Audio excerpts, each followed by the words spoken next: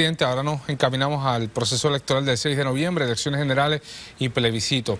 Quisiera preguntarle sobre la figura del Contralor Electoral. ¿Usted se siente conforme con esta nueva figura? Se le ha despojado de muchos poderes en la Comisión Estatal de Elecciones a usted como presidente, el poder de fiscalizar la pauta publicitaria de los comités de acción política, de las personas que quieran pautar, y ahora se publica y se da a conocer que hasta los informes de los candidatos serán confidenciales durante un periodo de tiempo. ¿Usted está conforme con esa figura? Bueno, la oficina del Contralor Electoral es una oficina creada al amparo de la Ley 222 del pasado 18 de noviembre de 2011, y desde entonces la Comisión Estatal de Elecciones no tiene injerencia en este asunto de fiscalización eso lo sabemos. De campañas ni autoridad. Es algo que le compete al señor Contralor, el honorable Manuel. No, la pregunta, eso lo sabemos, pero la pregunta a usted es si usted está conforme con la creación y el desempeño de esa nueva figura. Bueno, ciertamente hemos estado inmersos en todo el proceso electoral, ¿no?, que es el que nos compete ahora, y conocemos, porque lo trabajamos en los pasados 2 años y medio, que esto es un proceso que ahora que tiene que iniciarse, crearse una nueva oficina, divulgar, etcétera, y entiendo que está en ese proceso el señor Contralor Electoral. La pregunta es si usted está conforme. Con toda honestidad, no he seguido de lleno las controversias en términos de el qué puede ocurrir o no en cuanto a un otro señalamiento. ¿Usted está de acuerdo que los informes de ingresos y gastos de los candidatos que sean sometidos a exámenes en la comisión y dentro de la oficina del Contralor Electoral se mantengan bajo un esquema de confidencialidad? Por 90 días. Es un proceso que tengo entendido que se enmendó la ley de mi estudio a la ley 135, y ese es el proceso. ¿Y a usted le parece bien? Acogió la Asamblea Legislativa, creo que con el voto de todos los partidos. Cuando le hemos preguntado durante toda esta semana sobre esta figura del Contralor Electoral y previo al referéndum, se ha mantenido bastante distante a esa figura. ¿Usted no cree que usted como presidente de la Comisión Estatal de Elecciones es el protector, la figura principal del ente gubernamental que se supone proteja la democracia a través del proceso electoral, por encima de cualquier otra figura que pueda crear la Asamblea Legislativa? Y así lo hemos estado haciendo, créame, desde que asumimos el cargo. Por eso le pregunto. Pero esta posición que se crea no va en contraposición a esas garantías que usted debería estar siendo líder en el gobierno. En términos de nuestra jurisdicción, es decir, la capacidad para actuar en ese campo, no tenemos facultad de ley ninguna. ¿Y la tenían anteriormente? Sí, anteriormente, el 11 de noviembre del 2011, sí. ¿Y usted se siente con la capacidad como para garantizarle al país un proceso electoral, no solamente el 6 de noviembre, el día de las elecciones, sino previo a ello, durante la campaña? ¿Usted está en posición de garantizarle al país un proceso transparente, donde el pueblo tenga acceso a la información, donde los grupos que se quieran registrar para pautar anuncios a favor o en contra de alguna figura lo puedan hacer sin problema? ¿Usted se siente con la capacidad de decirle al país que usted le garantiza un proceso transparente? Es bueno que se conozca que los comisionados electorales, quienes son los que rigen el proceso electoral en Puerto Rico, y en ausencia de unanimidad de ellos, este servidor, hemos estado y estamos comprometidos con ellos en todo aquello que represente nuestro grado de autoridad para actuar. En lo que tengamos autoridad de actuar, no le quepa la más mínima duda al pueblo de Puerto Rico que así lo estamos haciendo, y lo haremos antes, durante y después ¿No siente que su posición se ha convertido y se sigue convirtiendo cada vez más en una figura decorativa en la Comisión Estatal de Elecciones? Pues en cuanto al proceso electoral, luego de que lo que hemos hecho del marzo para acá, el pueblo de Puerto Rico puede quedar plenamente convencido de que todo lo contrario. Hemos hecho cumplir nuestra palabra con nuestra acción, sentando precedentes nunca antes vistos en el proceso electoral en Puerto Rico. Ese es nuestro legado y así vamos a seguir trabajando. Gracias. Bueno, gracias, Conti. A ustedes. En breve regresamos con nuestros comentaristas. Esto es Decisión 2012.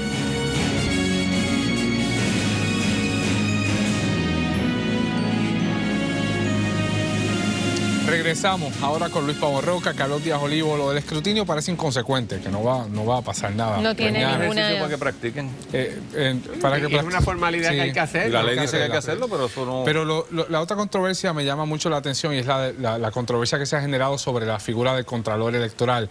Y el presidente de la comisión reiteradamente, y esta noche lo ha dicho así, se ha distanciado de esa figura y ha dicho yo no puedo hacer nada aquí. Y es verdad, o sea, jurídicamente hablando, es un... Yo no quiero decir mamarracho, pero me parece que es un mamarracho jurídico que se inventaron. No lo quería decir. Por eso, pero fíjate que la intención estaba de no decirlo. Y ciertamente es preocupante varios aspectos, no solamente el poder de censura que aparentemente tuvo en medio de una campaña, que eso de por sí es muy preocupante, sino esta aparente alianza también del Partido Popular y el PNP con relación al tema de los informes y su secretividad, porque esos informes que eran un chiste cuando se publicaban, porque te informaban lo que les daba la gana, ahora ni siquiera podemos participar del chiste. Lo que no se puede publicar es el detalle de quién aportó qué, o sea, fulanito de tal aportó $50, pero los totales están disponibles. Sí, pero lo importante es quién donó. Claro, o sea, yo quiero saber quién está jugando en qué equipo. Ustedes han levantado las preocupaciones principales de esa figura. A mí lo que me está curioso es que cuando esto estuvo en el proceso legislativo, hubo de momento preocupación sobre eso. Después, eso como que quedó en el aire. El Partido Popular acabó votando a favor de eso. Y algunos populares, incluso la confirmación de Manuel Torres en la figura. ¿Fue unánime? Por eso. Pero entonces, ¿fue unánime? Yo creo. Sí. Yo no sé si fue unánime, pero yo sé que hubo gran parte, por lo menos sé que hubo populares votando con... García Padilla le votó a favor a Manuel Torres. Pero entonces tú dices, una de dos. Y a las enmiendas que se hicieron El el Partido último Popular día. anda en Valencia, y tú sabes, y no en el donde hicieron el conteo aquella vez, sino perdido en el espacio, o al fin y al cabo, PNPs y populares, a la hora de la verdad, en este tipo de cosas, piensan como políticos donde a ninguno de los dos le conviene que se esté ventilando esos asuntos, y por eso lo pasaron, no de inobservancia, sino con plena conciencia de lo que está pasando, porque es que no hay otra explicación. Hay una posible tercera explicación, y la propongo. Y es que con estas leyes nuevas y figuras nuevas, es cuando entra en vigor y en la aplicación que tú te das cuenta qué significa lo que se escribió. O sea, muchas veces tú lees una ley de estas cosas que se inventan y uno lee y uno piensa, bueno, pues está esto y debe pasar esto. Y cuando llega que se le da carne al asunto, que vamos a la práctica, pues yo no creo que nadie pueda haber pensado que vamos a tener una figura que no va a permitir que la gente se anuncie. De hecho, o sea, se había pedido una figura similar con garras para que pudiera poner y que en vigor la cosa de la ley. Así que de ahí es que viene ese reclamo y surge. Correcto, pero fíjate no se hizo el trabajo en el proceso legislativo. O lo que se escribió ahí, pues resulta que ahora permite hacer otras cosas. Porque fíjate que Contralor, la figura de Contralor, y Carlos en esto pues tiene más peritaje que yo, porque CPA, es ex post facto, o sea, se supone que esa persona entra y valida que lo que se hizo en caso de contabilidad, pues los gastos, las decisiones fueron correctas y fueron conformes unas prácticas. En el caso de algo electoral, pues a la ley electoral. No es pre. Y este señor... Es como un censor. Este señor... Censura previa. Es las dos cosas. Porque lo que no pasaba era que se llamaba auditor electoral. Y ese señor, yo no sé para qué estaba. Pero no tenía garras, ni tenía dinero, ni tenía nada. Pero entonces ahora, este no es un issue de garras de que evite que pasen cosas que no deben pasar. Este concepto de censor previo. Bueno, pero que nadie, ni se siquiera podrá hacer algo. Lo que sucede también es que las enmiendas que se incluyeron en esa ley se presentaron el último día, justo en el revolú de todas las enmiendas, en las descargas de todas las enmiendas y del presupuesto, después de haber estado meses allí, la gente sabiendo que había unas enmiendas que iban a introducirse que nunca se bajaran. Ninguno de los grupos afectados por esto. Pero olvidémonos ahora de la parte teórica. En su aplicación práctica, todavía nadie ha ido al tribunal. Y yo creo que hay un hecho de legitimación activa que se mantiene, aunque haya pasado el referéndum, porque viene otro evento electoral. Ya que se levantó la bandera, ¿qué procedería? Pues que alguien vaya acción al tribunal judicial, y cuestione. aparte de cualquier enmienda legislativa que se pueda... Sobre todo los partidos de minoría. Sí. Digo, le puede romper igual a cualquiera, pero claro, ciertamente los partidos que se van a ver afectados con eso. Legislación no, porque acuérdate que no hay sesión. Así claro, que lo más que podría hacer un legislador es radicar un proyecto, pero si el gobernador no cita una sesión extraordinaria, se quedó ahí muere hasta ahí hasta la próxima 2013. sesión.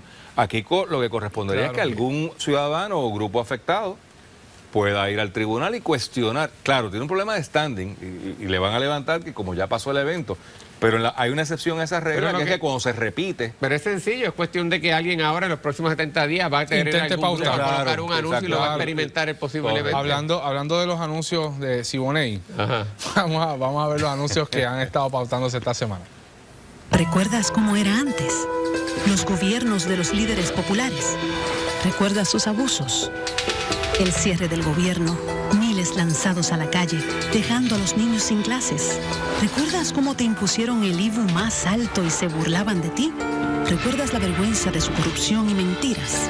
Alejandro García Padilla estuvo con ellos, no contigo. Ahora García Padilla amenaza con llevarnos al pasado.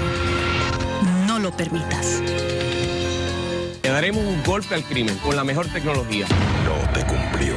El crimen está fuera de control porque le quitó millones a la policía en lugar de combatir el crimen. Fortuño cumplió con sus amigos, no contigo.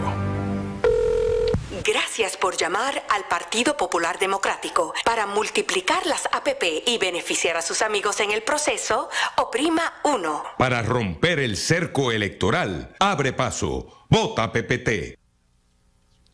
Ahí tenemos 3 anuncios. El del PNP, que es auspiciado por el Partido Republicano de los Estados Unidos, de la Asociación de Gobernadores Republicanos, uno del Partido Popular y uno de radio del PPT. Mira, Yo pensaría que los anuncios que habría de pautar el Partido Republicano eran para ensalzar la función de Fortuño, no en contra del candidato de la oposición. Pues porque esto es otro tipo de arreglo, PAC, que tú lo que haces es hacer campaña indirecta, pero paralela a la que está haciendo el candidato que tú quieres apoyar. Déjame decirte que estos 3 que has puesto ahí, los veo bastante buenos. El que a mí me parece impresentable es uno que tiene... El de Siboney.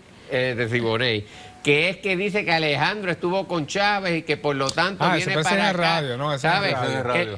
El problema, no, y tienen una versión algo sí, algo visual. visual, yo creo que visto, yo lo vi pero es en una radio. cosa, ¿por qué? Porque el problema de Alejandro con Chávez en el avión es un problema de buen juicio y de utilización de fondos públicos en una situación donde incluso el asesor legal del gobernador le dijo que no lo hiciera. No es un problema de República Social si Alejandro está montado en la extrema derecha del partido y lo está criticando precisamente a la liberal. O sea, tú no puedes colocar cosas que son inverosímiles. Y entonces me parece que esa campaña negativa, porque es lo mismo, siempre cuando se llega a la cosa del plebiscito comienzan a atacar negativamente y la campaña negativa tiene su función, pero primero tú tienes que hablar positivo de las bondades de la estadidad. ¿Qué pasa con Puerto Rico si nosotros nos alejamos de Estados Unidos? ¿Qué implica para la gente afectar la ciudadanía? ¿Qué implica poner en riesgo programas federales? ¿Qué implica la situación del Medicaid, Medicare?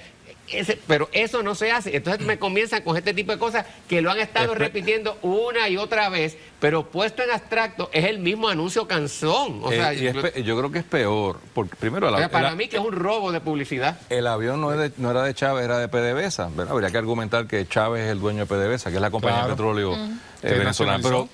Pero que pertenece al gobierno. Sí, está bien por eso, pero la simplificación es peligrosa, pero es peor porque no sé si ustedes saben, Fortuño estuvo en Cuba con clientes buscando negocio. No, conmigo no fue. Tú también estuviste en Cuba buscando. Correcto, pero yo no tengo ningún... Pero yo no tengo una misión académica. Pero yo no me estoy... Sí. ¿Viste? Ser abogado. Oye, yo no tengo ningún problema con que se haya ido a Venezuela a buscar petróleo barato. Y no tengo ningún problema con que alguien vaya a Cuba a hacer negocios. Pero Fortuño ha visitado Venezuela también, estando... Fortuño a veces ha visitado Venezuela también. El problema es dónde está aquí la cosa. Si es que es terrible que uno vaya a Venezuela porque de alguna manera te conviertes en comunista, pues entonces que explique Fortuño qué hacía cuando era abogado de Maconel Valdés visitando Cuba con unos clientes. O sea, te va a rebotar en la cara y no abona nada. Lo otro que iba a decir que sí me llama la atención mucho y como que ahora es que está empezando a comentarse en la calle, esta cosa de los gobernadores republicanos nunca habíamos visto. Nunca, la intervención. Intervención de un americano abiertamente con el logo, diciendo, nosotros somos los gobernadores republicanos y queremos apoyar, y como tú dices, Yanira, no están hablando bien de Fortuño, que tú dirías, bueno, pues eso es ir a hablar en contra del otro candidato. Nunca lo habíamos visto en Puerto Rico, y yo no sé eso a la larga si le va a gustar a la gente. Yo no creo que le importa a la gente ese punto. Si le gusta el anuncio, crees que no? el anuncio, lo importante es si el anuncio gusta o no en sí el anuncio, no quien lo está respaldando. La gente no lee las letritas. Eso se está empezando a comentar, en Estados Unidos sí se utilizan eso en muchas campañas locales. Es la primera vez que lo hace aquí y en ese caso hablaría bien del gobernador que ha movido eso y que tiene los contactos. Pero a lo que yo voy es... ¿Qué contacto? Bueno, también, claro, pero la gente está dispuesta a poner su nombre ahí y para eso tú necesitas una relación. Lo que pasa es que tú podrás conseguir los nombres y podrás conseguir el dinero para hacerlo, pero si tú no estructuras un anuncio eficiente, si tú no tienes un mensaje claro, si tú no tienes tu maquinaria, botaste el dinero. ¿No es el mismo mensaje que envió el resultado del referéndum pasado? Sí, no. Yo creo que el referéndum por una parte envía un mensaje de problemas de movilización y problemas de liderato que tiene el gobernador. Ahora, de otro lado... Pero de utilización del mensaje.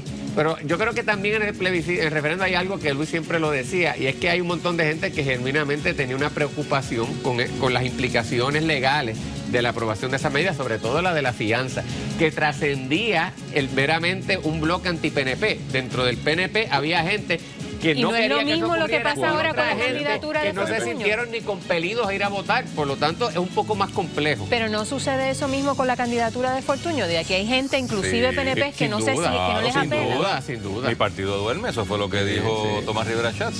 Al del PPT. Que es el primer partido. La creatividad. Sí. Claro, pero resulta interesante que están gastando temprano en el proceso, el primer partido de nueva inscripción que está gastando en publicidad. De nueva inscripción. De nueva inscripción. Sí, porque el PRI lleva algún tiempo en los medios. Pero el MUS y el PPR no están gastando todavía. Bueno, en breve regresamos. Hablamos con Aníbal José Torres,